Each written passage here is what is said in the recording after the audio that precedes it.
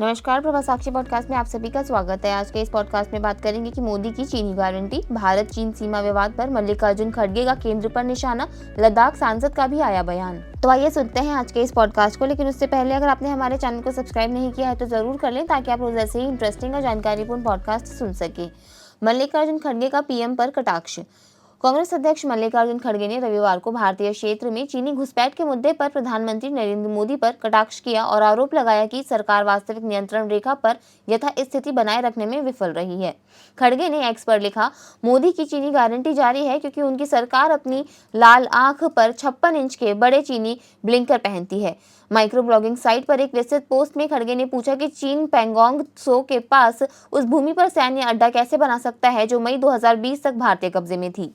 खड़गे ने कहा कि यहां तक कि जब हम गलवान पर प्रधानमंत्री नरेंद्र मोदी द्वारा दिए गए क्लीन चिट के 5वें वर्ष में प्रवेश कर रहे हैं, जहां हमारे बहादुर सैनिकों ने अपने जीवन का बलिदान दिया, चीन हमारी क्षेत्रीय अखंडता का उल्लंघन करना जारी रखता है।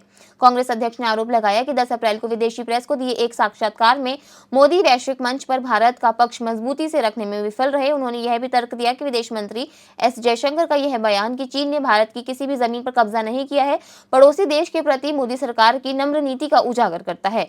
उन्होंने पूछा, चीन हमारे क्षेत्र पर कब्जा करने और सिरिजाप में एक सैन्य अड्डे का निर्माण करने के लिए आक्रामक बना हुआ है, जो कथित तौर पर भारतीय नियंत्रण में थी। कांग्रेस के दिग्गज नेता ने आगे आरोप लगाया कि एलएसी पर यथास्थिति बनाए नहीं रखने के लिए मोदी सरकार जिम्मेदार है।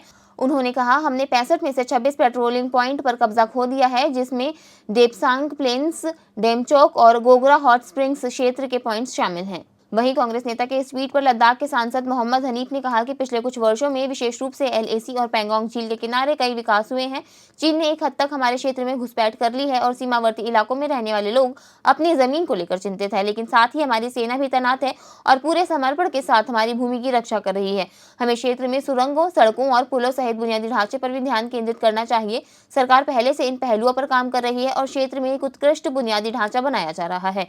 आज के लिए इतना ही। अगले पॉडकास्ट में किसी और मुद्दे पर देंगे आपको विस्तृत जानकारी। तब तक के लिए जुड़े रहें प्रभा साक्षी के साथ।